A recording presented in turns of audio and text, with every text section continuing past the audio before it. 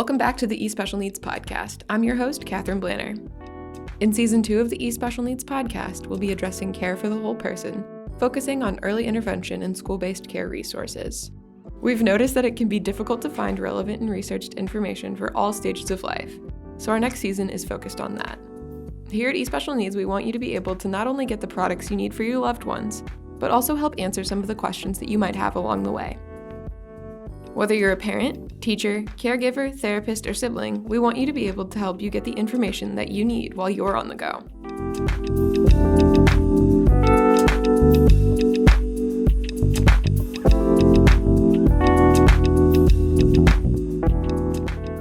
Today on the eSpecial Needs Podcast, we have Christina Narasimhan. She's the director for Region 2 of the St. Louis County Area First Steps, and she's going to walk you through the process of your kiddo just getting diagnosed and what you should do with that diagnosis and your feelings about it. Without further ado, welcome Christina.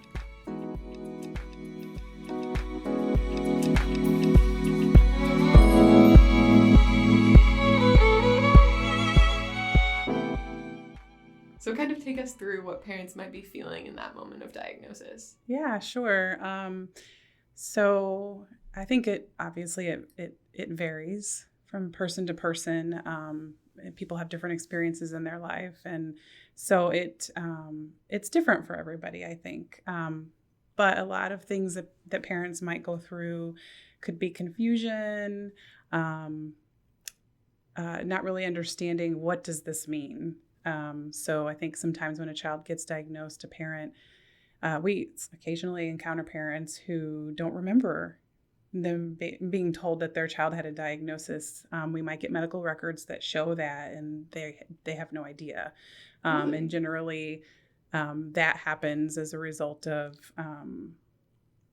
maybe the parents just couldn't process it at the time, or they didn't understand it, or they were told a lot of information at one time and it just didn't stick. So I think there's confusion and misunderstanding sometimes. And then, of course, parents will go through a grief process, just like anybody would with something that is hard for them.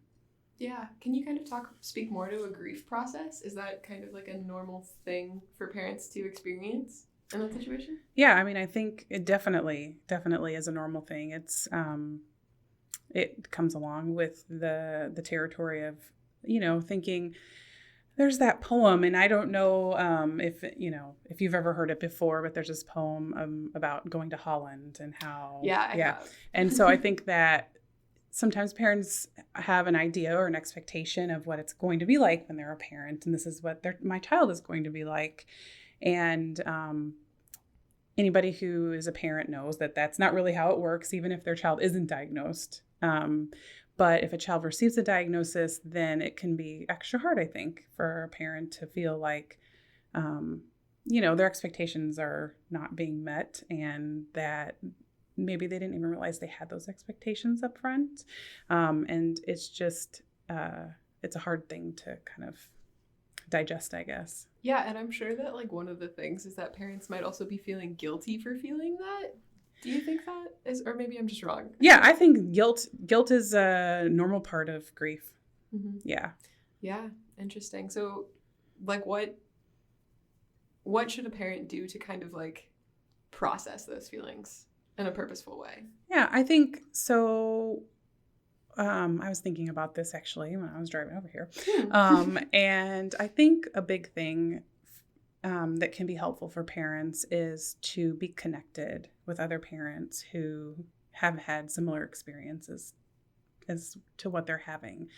Parents that can understand maybe what they're going through, they've been through it already, or that they're going through it together at the same time.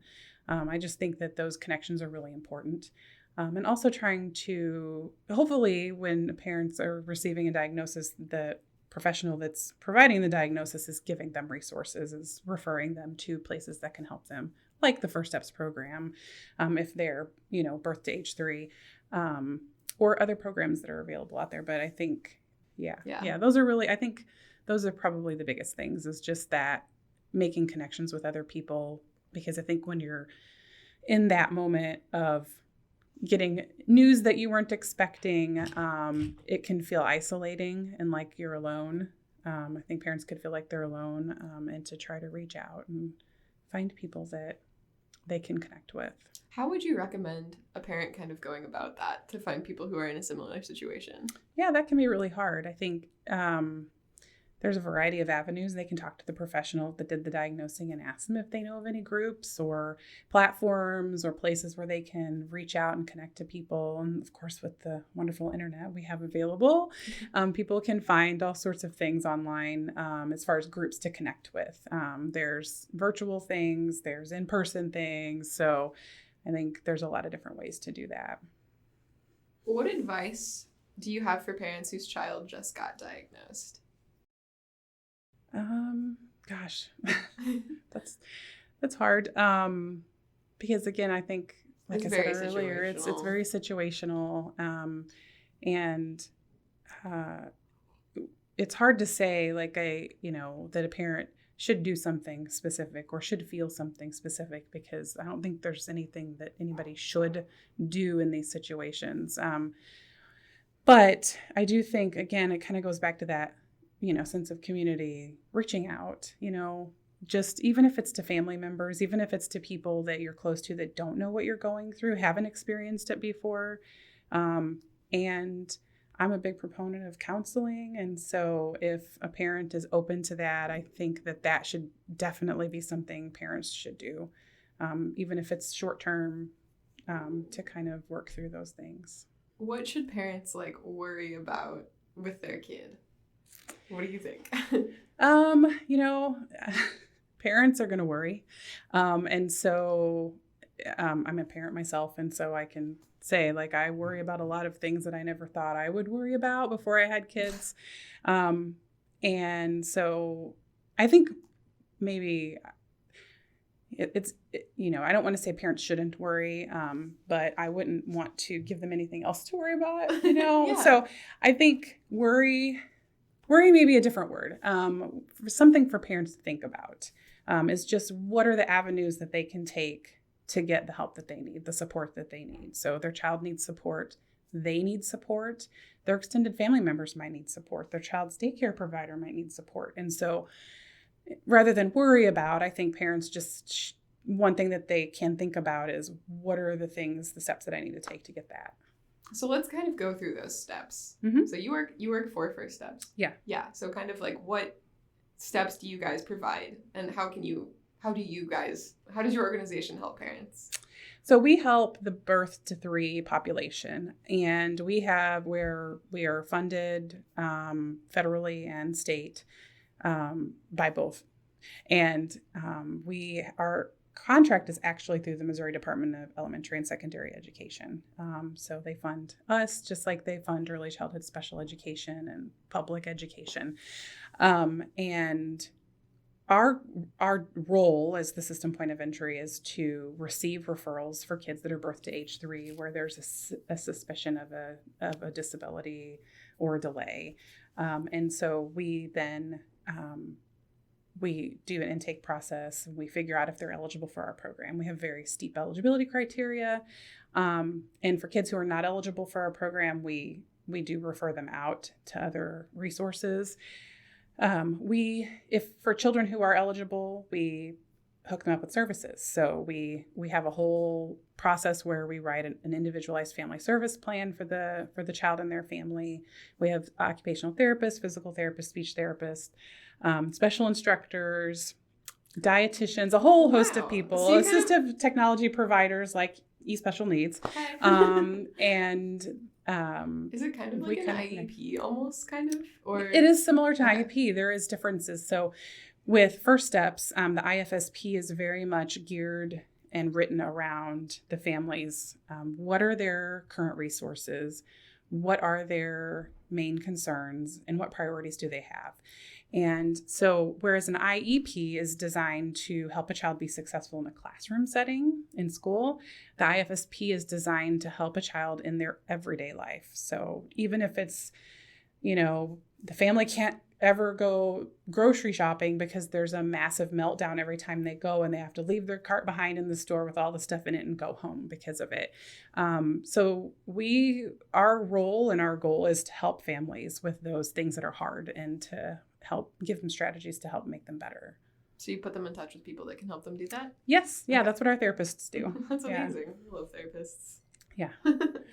Okay.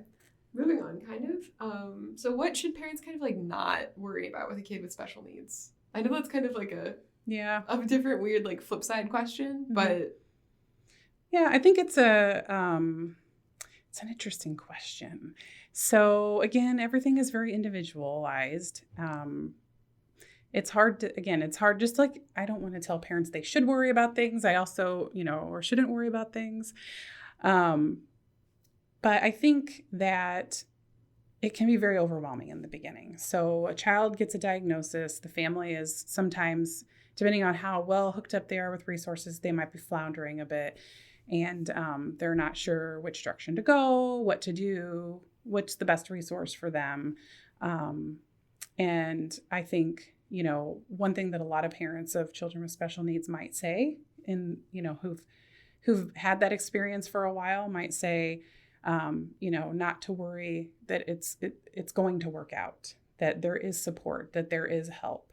And so that might be something I would say, not to worry about, even though I know parents are worried. Yeah, they worry. Just take a breather. Yes. It's going to be fine. Yes, it will be okay. Yeah. I remember some kind of like quote that was like, it was really silly, but it was in high school. Somebody shared this quote that was like, it's going to be okay in the end. If it's not okay, it's not the end, Yeah. Maybe that's kind of like a faulty comparison, but. No, that's a great comparison. Okay. Yeah, I think that's a great comparison. That's good. Just chiming in with my 2 cents. Yeah. Okay. So what are proper next steps to diagnosis, oftentimes? So you mean once there's a diagnosis, then what's the next thing for parents to do? So if a child is within that birth to 3 category, definitely getting in touch with their First Steps program. And also just following up with things that whoever gave the diagnosis is probably going to make recommendations to. So it could be their pediatrician. It could be they went to see a neurologist. It could be they went to see a psychologist. Whoever has made that diagnosis is probably going to have recommendations. And just, I think the next steps are following through and following up with those things. It can be very hard and overwhelming, and especially if a child has a significant amount of needs that require a lot of doctor's visits, therapy visits, and that can overwhelm parents. And so I think just trying to take those things one step at a time, but following up on those things is really important. That's how early intervention happens. I think kids slip through that crack of early intervention sometimes when their family gets too overwhelmed, and maybe they didn't get put in touch with the right person or the right people that can kind of help guide them through that. This is kind of like a silly off-topic question. Maybe not silly, but just an interesting off-topic question. But do you ever work with kids in foster care? Yeah. Okay. Yes. How is there anything different that is usually about that, or? No.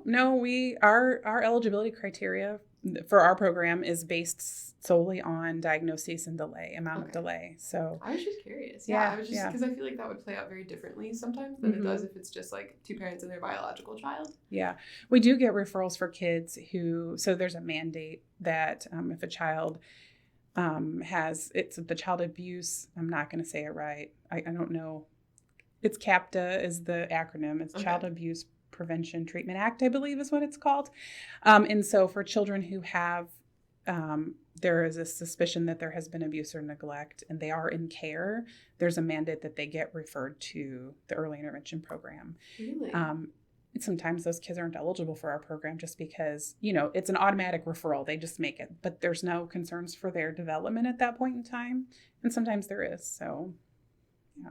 So let's talk kind of more about eligibility, because you kind of mentioned that you had strict guidelines for it. Yeah. So as far as the state of Missouri goes, we're up there. As far as the rest of the country, we have pretty tight eligibility criteria. Kids have to be pretty delayed to be in our program. And so there's a list of diagnoses that's on and it can be found. So if people go to the Missouri Department of Elementary and Secondary Education's website, I can't just spit it out right now because it's not that simple as far as the link to the website goes, but just looking for Missouri First Steps. Mm-hmm. And there is eligibility criteria listed there so people can actually see all the diagnoses that are on there.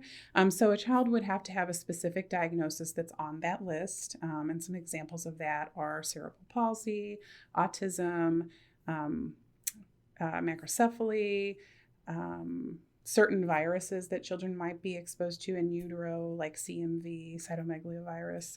And there's a lot of other things as well. And then we also have developmental criteria, which is a child has to have a minimum of a half-age delay in at least one area of development. So either social, emotional, adaptive, which is self-help skills, physical, cognitive, or communication. And on top of that, a child, if they have hearing loss or if they have a certain type of vision loss, then they're also automatically eligible for First Steps.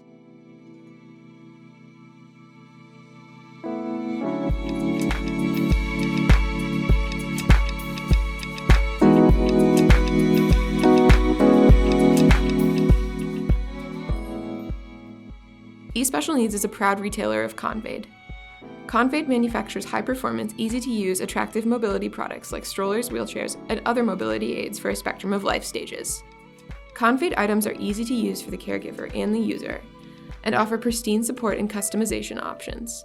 For a limited time, receive your choice of one of 2 accessories free with the purchase of a Convade item from eSpecial Needs. To purchase Convade, go to eSpecialNeeds.com. Convade Vivo is not included in this promotion. Free shipping available for all U.S. shipments within 48 contiguous states only. Not available for Hawaii or Alaska. International shipping must be calculated after ordering. Remember to consult your physician or therapist before purchasing.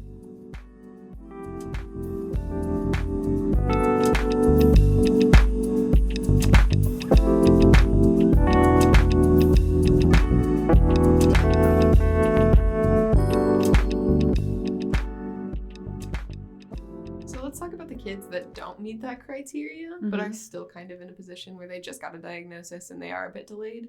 Where do they go? This might be out of your scope, but we do refer. So we will, and if a child is close to age 3, a lot of times we will ask the parents if they want us to, on their behalf, make a referral to the school district for them, or if they just want to have that information and they make it on their own. So once they hit 3, they can try to, to see if they're eligible for early childhood special education. But we refer, we have a list of resources that will give families.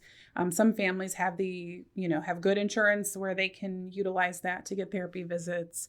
And some families want to do private pay. Some just want to take their child to maybe a group or something like that. And so we have just a list of resources that we give to families, and it's private entities that we work with regularly. So sounds really helpful. And some public too. Yeah, there's some other ones that are publicly funded.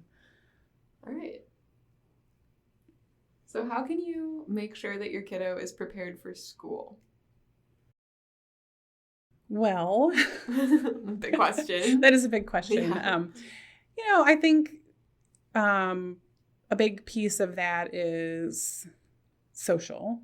And so parents, we often will share information with families as we're working with them about programs where they can take, let's say, for example, a child doesn't go to childcare, they're home with a parent or something all the time. They don't have a lot of interactions with other children their age because there's, nobody around or nobody in the family that's that age. So we will sometimes, and our therapists even will sometimes recommend like Mother's Day Out programs or preschool programs that might be helpful in kind of building that social aspect of it. We really, First Steps are like gearing kids up to be 3. Yeah. And move on to early childhood special education if they're eligible. Mm-hmm. And so the way we kind of try to help that with that transition is that we work very closely with all the districts and the school districts in our area. And we actually have a meeting with the family and the local school district representative that comes, and we all go to the family's home. And it's part of like an IFSP meeting where the families learn about their school district and learn about, how testing occurs and what that might look like if they were eligible and that sort of thing. So. Yeah. So you gear them up socially, and then other things that are kind of expected, what else would be expected? Not expected, but how can you prepare a kid for school better? For school? Yeah. So I guess there's academic things, obviously, which is not something that we focus on so much. But I guess speaking as a parent, I could say, they're just being aware of developmental milestones and like where they should be. And if they're not meeting them, to be reaching out and kind of making sure that you get that help. There is also this other wonderful program called Parents as Teachers. My mom did that. Did she? Yeah. Was she a parent educator? Yeah. She was cool. My mom's early childhood special education teacher. She's like currently finishing up her master's at UMSL right now as well. So she's very familiar with Parents as Teachers. It's super cool. Awesome. I think I was also parent as teachers taught. Yeah. Yeah. You probably had a parent educator when you were young. Yeah. Yeah, probably. Yeah. Yeah. I did with my kids. And I actually was a parent educator for about a year myself. But it's a nice, the parent educators actually come in and they kind of give the families information on, okay, this is what you should expect next at this age. And here's what your child's doing now. Here's kind of the next steps of development. And I feel like Parents as Teachers is such a great resource for all of our families. I mean, children who are in First Steps, we still recommend to them to contact their local, school district and get signed up with Parents as Teachers. And Parents as Teachers will take them through kindergarten, I believe. So when they actually hit kindergarten, then they're there, and answering parents' questions and giving them, and they're part of the school district. And so they are very familiar with like what some of the expectations are when you start school. Probably also like on a communicative level for a parent in that position with like a kiddo that has a diagnosis that they might be afraid of. It might be easier to like hear that kind of information from a parent who's kind of like a peer. Yeah. Yeah. I don't know. Yeah, I think so. Kids. Yeah, I think so. There's some organizations, and I'm unfortunately I can't think of the name of them off the top of my head right now, but there are organizations out there that we come in contact with that they do have what they call sort of like peer mentors. So parents who maybe have adult children even who they've been through the whole gamut from birth all the way through graduating high school, and they connect with parents who are more new to this experience and can kind of help them navigate things. Yeah, it sounds like it's almost like imperative to build a community. I think it is. Yeah. I think it makes a huge difference for our families whenever they have that. When families are isolated and feeling isolated, it makes it a lot harder to, I think, overcome some of the overwhelming aspects of things that they have to move through. It takes a village, man. It does take a village. It takes a village for parents of children that don't have special needs. So it takes even more of a village, I think, whenever you have a child diagnosed with special needs. Yeah. That's amazing, though, that there are resources out there. Yeah. Because Yeah, there's a lot of great resources available. That's really good to hear, honestly. So in any state in the United States, what is provided at a state level for children with Down syndrome, disabilities, autism, developmental delays, different things like that? Well, so thanks to IDEA, the Individuals with Disabilities Education Act, there are children that have those diagnoses and others do have access to services. And so every state in the United States has an early intervention program. Everyone is a little bit different. Each state gets to decide what the eligibility criteria is and what it looks like. But there is access to those public programs for kids who are eligible. And then beyond that, of course, is the free and appropriate public education. And so children have that, also have that access to that when they are in school. So when they go to kindergarten, they then can have an IEP if they're eligible based on their delay or their diagnosis. And so again, in every state in the U.S., that is something that's available for children and their families. So how can parents of children who are neurotypical work on better integration for kiddos with disabilities or special needs? just in daily life? So you're asking a parent who doesn't have a child with special needs and how they can support parents. Support other parents who have kids with special needs. Yeah. That's a great question. It really is, because that's the flip side of the coin. That's really what's going to start integrating change in our society, because because I think special needs communities have oftentimes really well thought out plans and stuff, but people who are neurotypical, we I guess don't always have the interaction or ability, or maybe the opportunity to invite people from a different community. So I think, well, one thing is I think we have come a long way with regards to that, and inclusion I think is a huge part of that, and there are still also I feel a lot of parents out there that they just have never had exposure to anything other than their neurotypical children or other people's children who are neurotypical. And so, I mean, I think one thing is just for parents, I think when they have somebody close to them that's going through that experience, it makes a big difference for them. So maybe that is not their child, but somebody that they love and care for has a child who has special needs, and they are kind of, living it alongside their loved one. But for parents, I guess, I'm trying to think of the best way to. I don't know. Question. I know, it is kind of a hard question. It's I think my thing is okay, educate, people, just educate yourselves and get to know other people who aren't having the same experience that you are in life, and kind of get to, help yourself realize that it's different for other people. And, there can be tough things that happen. I mean, children, sometimes when you think about the school setting, there can sometimes be let's say, a child is having trouble with aggressive behavior and they're in school, and another parent, something might happen, or another parent might, they wouldn't necessarily know about it, obviously, because they're of confidentiality. But if something were to happen, that other parent might stop and pause and think, okay, there's a reason that this occurred. And it's not, just because somebody's being mean or whatever.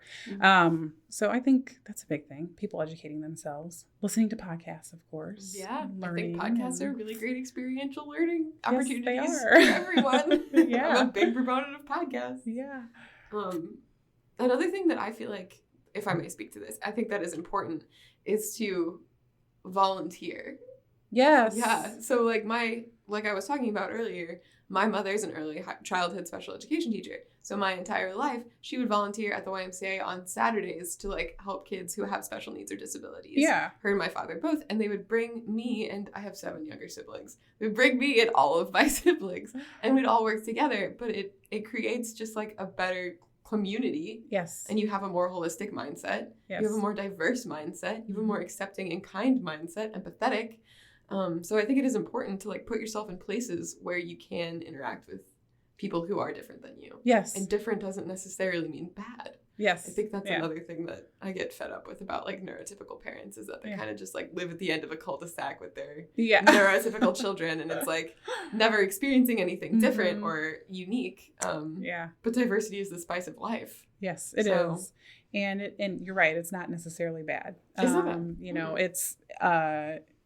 It's different, and it's misunderstood. Sometimes people have, they have a misunderstanding, I guess, sort of mindset where if you don't put yourself, or try to put yourself into another person's shoes, or to think about what life is like for somebody who's different from you, then you are very closed off, and you're not going to be very understanding. Yeah, just basic training and empathy. But I think volunteering is a wonderful idea and thing that would be great for everybody. Should volunteer. Yes, there is a lot of that. And also I think, kids do a lot of the same things. And so they're in soccer, or they're in music lessons, or they're in after school clubs, and they're all related to maybe their particular interests. But I don't I'm just thinking about people that I know, and I don't know a lot of people who stretch outside of that with their kids and involve their children in volunteer opportunities and doing those sorts of things. Yeah. Part of me also thinks that is like, again, it's mostly fear-based because there's a lot of genuine just kind of like fear of the unknown, especially in the Midwest. Yeah. That's just kind of the mindset that we all have here in the St. Louis bubble is really real. Yeah. Yeah, it is. It really is. So I think that like parents oftentimes, especially neurotypical parents, see their kids as a reflection of themselves. So they're like, okay, I played soccer when I was a kid. My kid's going to play soccer when they're a kid. Yeah. And that's just how it's going to be. But I think at the end of the day, that is just, again, creating more fear-based routines. And that's not a positive way to start enacting change in our society. No, it's not. And it also is giving your child, it's not giving your child any gifts. I mean, you feel, it is wonderful to be able to provide for families that are able to, provide for their kids, to be able to take soccer lessons or be on a team or in a club, to have instruments and be able to play them. But I just feel like it's a real gift for parents to be able to show their children, like, this is the world. This is not, this little bubble that we live in is not what the world is really about. And whenever you, leave home, it can be shocking. It can. So, yeah. Culture shock, man. Yep. So is there anything that I should have asked but didn't? Oh my gosh. Like anything that I pretend I'm a parent that just got diagnosed with a child and I don't know what I'm doing.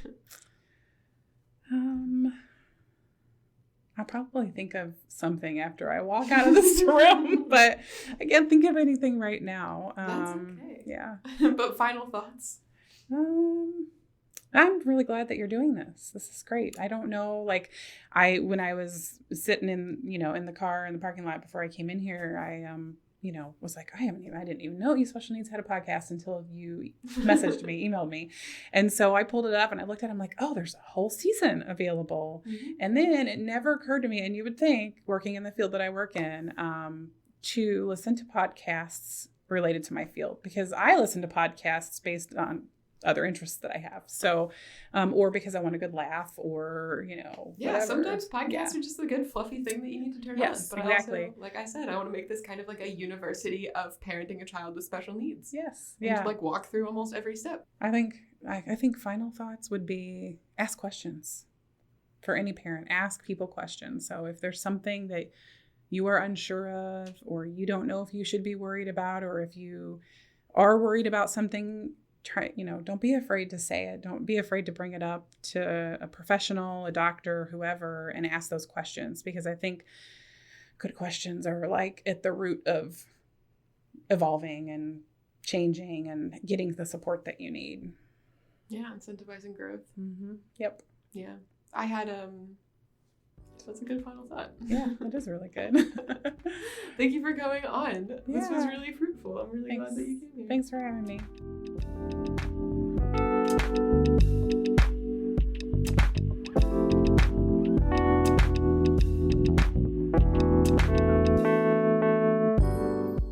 This podcast is hosted and produced by Katherine Blanner with the help of Jason Hinglin Lauderdale. If you liked this podcast, leave us a rating on Apple Podcasts, follow us on Spotify, and share it with your friends. If you want to keep up with us, you can follow eSpecial Needs on social media. On Facebook, we're just eSpecial Needs, on Instagram at eSpecial_needs, and Twitter at eSpecial Needs. Thank you again for listening, and don't forget, you're doing great things.